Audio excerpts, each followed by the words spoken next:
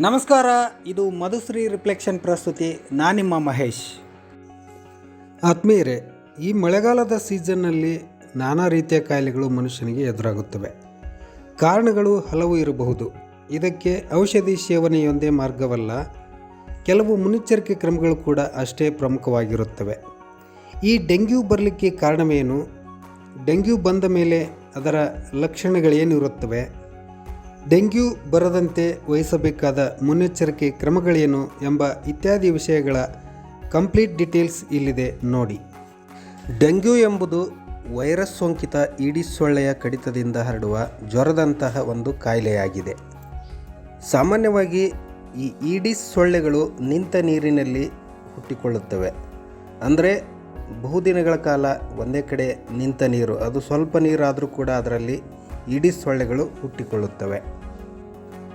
ಸಾರ್ವಜನಿಕ ಸ್ಥಳ, ನಿಮ್ಮ ನೆರೆಹೊರೆ ಅಥವಾ ನಿಮ್ಮ ಮನೆಯಲ್ಲೇ ಆಗಿರಬಹುದು.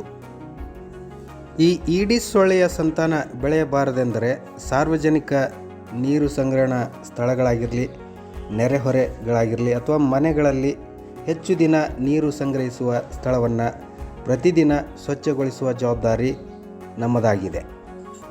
ಅದಕ್ಕಾಗಿ ನಾವು ಮಾಡಬೇಕಾಗಿದ್ದು ಇಷ್ಟೇ: ಬಾಟಲ್ಗಳನ್ನು, ಪ್ಲಾಸ್ಟಿಕ್ ಡಬ್ಬಗಳನ್ನು, ಟೈರ್ಗಳನ್ನು, ತೆಂಗಿನ ಚಿಪ್ಪುಗಳನ್ನು, ಖಾಲಿ ಪಾತ್ರೆಗಳನ್ನು ಅಥವಾ ಒಡೆದ ಯಾವುದೇ ನೀರಿನ ಸಂಗ್ರಹಣಾ ತೊಟ್ಟಿಗಳನ್ನು ನಿಮ್ಮ ಮನೆಯ ಅಕ್ಕಪಕ್ಕದಲ್ಲಿ ಎಸೆಯದಂತೆ ಅಥವಾ ಅದರಲ್ಲಿ ನೀರು ಸಂಗ್ರಹಿಸದಂತೆ ಮುಂಜಾಗ್ರತೆ ಕ್ರಮ ವಹಿಸುವುದನ್ನು ನಾವು ಪ್ರತಿನಿತ್ಯ ಅಳವಡಿಸಿಕೊಳ್ಳಬೇಕಾಗಿದೆ.